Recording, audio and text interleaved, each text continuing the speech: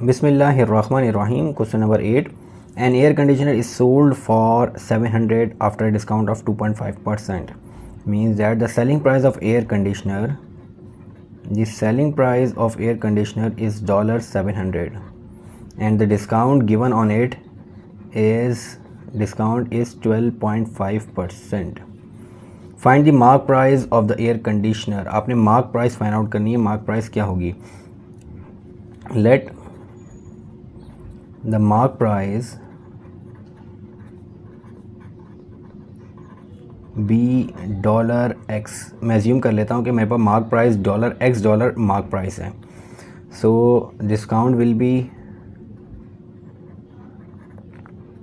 discount amount will be 12.5% of mark price.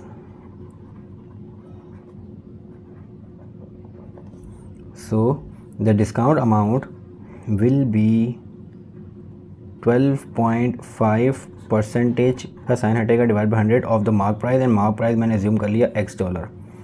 So it will be 12.5 divided by 100. It will be 0.125x.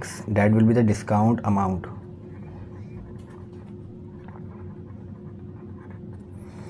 अब selling price एक air conditioner $700 का sell out हुआ है.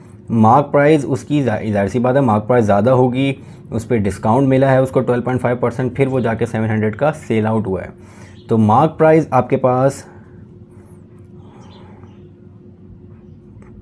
Discount amount या selling price will be, हमारे पास selling price क्या होती है? सेलिंग प्राइस कितनी, सेलिंग प्राइस कैसे बनेगी?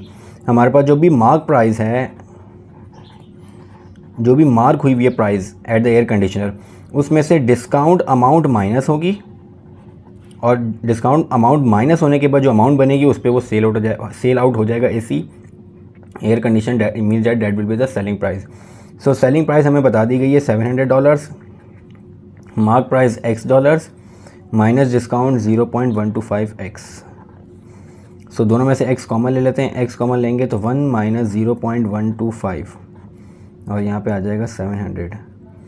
सो 700 will be divided by 1 minus 0.125 that will be 0.875 x. So the value of x will be 700 divided by 0.875. 700 divided by 0.875. So the value of x will be $800. It means that the mark price of the air conditioner will be $800 and after a discount of 12.5% it is sale at the rate of $700. So the mark price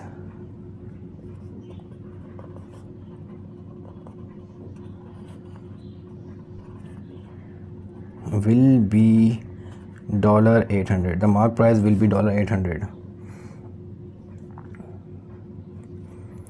Now the question number 2.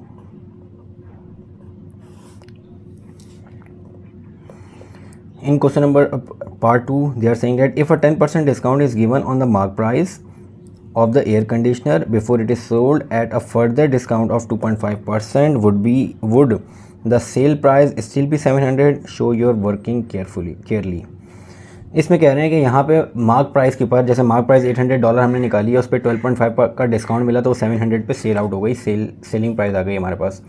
अब वो कह रहे हैं कि अगर mark price पे पहले 10% discount कितने का, 12.5% का, वो कह रहे हैं कि अगर पहले 10% का डिस्काउंट दिया जाए और फिर बाद में जो अमाउंट आए उस पर दोबारा 2.5% का डिस्काउंट दोबारा बाद में दिया जाए तो क्या तब भी सेलिंग प्राइस $700 ही आएगी? तो हम निकाल लेते हैं, चेक करते हैं क्या दो, पहले एक साथ 12.5% का डिस्काउंट मिल रहा है, अभी हमें कह रहे हैं दो हिस्सों में, पहले 10% का डिस्काउंट दें फिर 2.5% का डिस्काउंट दें. तो यहाँ पे हमारे पास जो मार्क प्राइस है, मार्क प्राइस हम निकाल चुके हैं, डैट इज़ $800. अब इसके ऊपर पहले मैं डिस्काउंट दे देता हूँ, यानी डिस्काउंट, इस पर मैं डिस्काउंट देता हूँ 10% का. तो सेलिंग प्राइस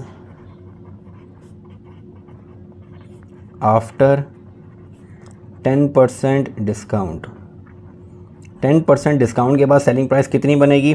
वो आ जाएगी मार्क प्राइस में से, जो आपकी मार्क प्राइस है उसमें से 10% अमाउंट माइनस हो जाएगी ऑफ $800। मीन्स दैट जो आपके पास मार्क प्राइस है उस मार्क प्राइस में से 10% of the mark price minus हो जाएगा, क्योंकि डिस्काउंट 10% है। तो 800 में से माइनस कर देता हूँ 10% of the mark price, so it will be 800 minus 10, 8 1 the 8 80, so it will be $720। Means that अगर 10% का डिस्काउंट मिले एयर कंडीशनर के ऊपर तो उसकी प्राइस आ जाएगी $720। अब इसके ऊपर मैं दोबारा डिस्काउंट देता हूँ, फर्दर डिस्काउंट ऑफ 2.5%, 2.5% का फर्दर डिस्काउंट देता हूँ। तो अब सेलिंग प्राइस आफ्टर 2.5% डिस्काउंट, अब फर्दर 2.5% के डिस्काउंट के बाद सेलिंग प्राइस कितनी आ जाएगी। अभी हमारे पास सेलिंग प्राइस आ रही है 720। अब इस 720 पे मुझे 2.5% का फर्दर डिस्काउंट देना है, 2.5% ऑफ 720। तो it means that the amount will be 720 minus 2.5% of 720। So it will be 720, 2.5 divided by 100 multiplied by 720. So it is 18, discount of $18. So 720 minus 18, it will be $702। यहाँ पे हमने टोटल 12.5% का जब discount एक साथ दिया तो आपके पास सेलिंग प्राइस 700 बनी। जब 10% का पहले और फिर 2.5% का डिस्काउंट बना तो अमाउंट आ रही है $702, क्योंकि 2.5% का जो डिस्काउंट है वो जो रिमेनिंग अमाउंट बची उसके ऊपर लगा, टोटल अमाउंट के ऊपर नहीं लगा।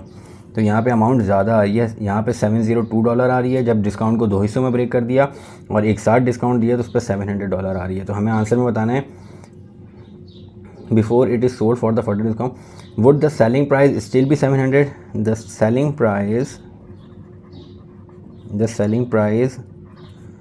still not be $700। Selling price 2 हिस्सों में डिस्काउंट देने की वजह से सेलिंग प्राइस $700 नहीं आ रही। So this is the question number 8। इंशाल्लाह in the next video we will start the next question. अस्सलामु अलैकुम।